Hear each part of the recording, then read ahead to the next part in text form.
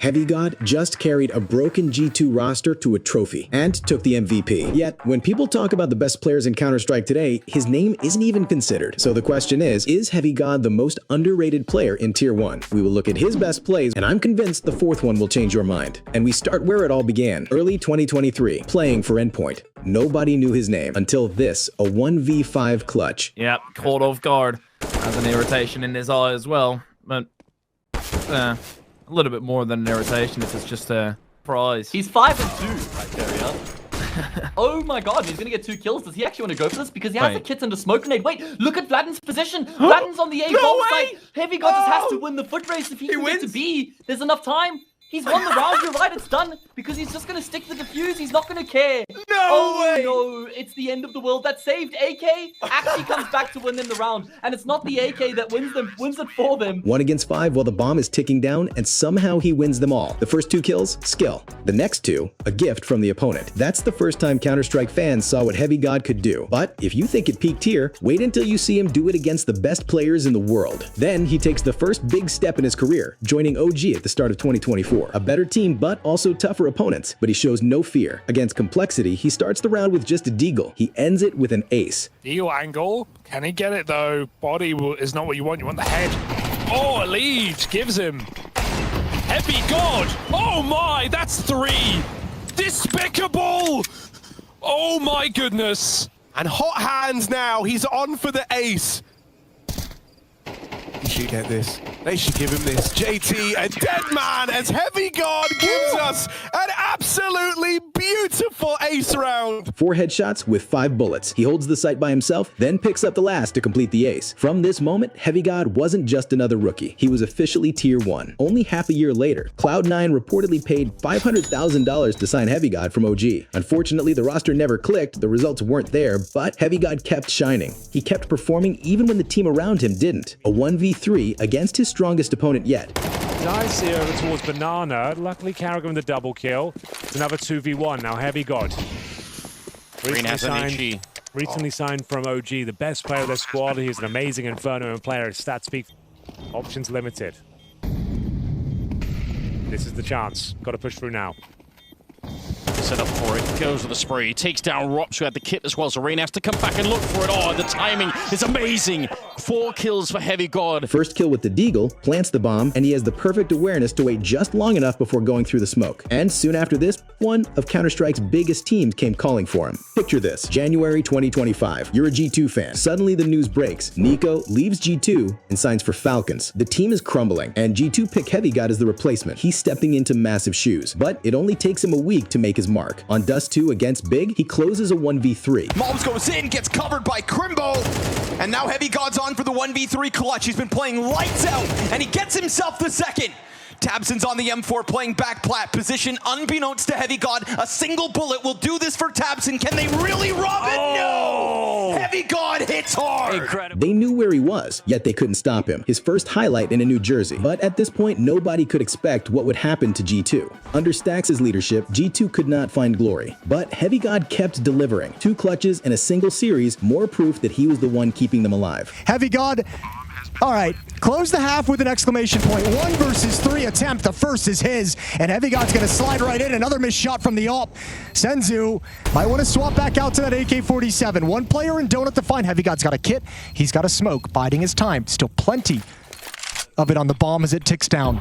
Senzu's given himself a smoke to give him some cover around Big Box, and HeavyGod still hasn't made his play just yet. Taps the bomb, wants the reaction, wants the spam from Techno, wants the panic, and he's got it.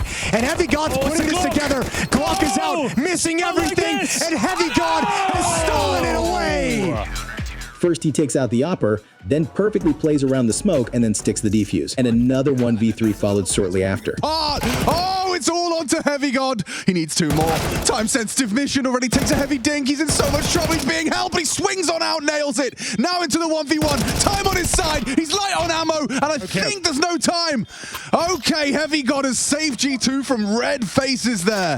The bomb is ticking down, they're coming in from all angles, and he manages just to waste enough time to make the defuse impossible. The problem wasn't him, it was the team. But then things got even worse. Manesi left to join Falcons alongside Nico. G2 weakened even more. But one name kept standing out, heavygod. After a poor showing at the Austin Major, G2 made changes. Big ones. Snacks benched. A new core built around heavygod, Malbs, and Hunter. And I'll be honest, I doubted this roster. Big rebuilds take time, but just 1 month later, they already had a chance to play in an arena at Blast Open London 2025. But to qualify, they had to beat Spirit first. It's going to be so important for him to deliver. G2 coming at him hard. Nice swing from Malbs. He gets a little bit labored for the follow-up, but Chopper's cutting him down. Him and Zontix, 3 kills inside A.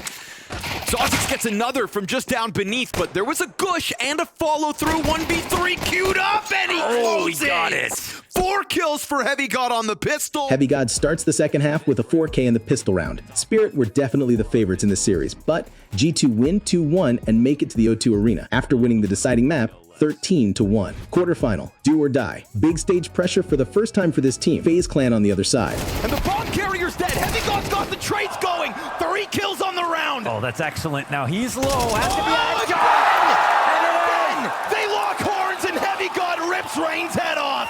heavygod dominates. A 1v3 that turns the tides on Dust 2, G2 sweeps 2-0, now just 2 games away from lifting a trophy. But Vitality would do everything to stop them. But first in the semifinal, it's Furia, a team on the rise, beating names like Mouse and Spirit. On Mirage, heavygod posts an AK-47 4K. Catches the headshot, exposing the CT cross. 2 down at the hands of heavygod. Now the multi-kills start to trickle in for the other players of G2. Can come and try to clear this. Whoa. He's swinging. They're getting more aggressive. 0 frags coming into that round. Then 3 more kills to close the map. Cover's good, just barely. And suddenly you're gonna get Furia scrambling for some kind of a post plant. Yakindar swings in, goes down. heavygod triple. Ever since this CT...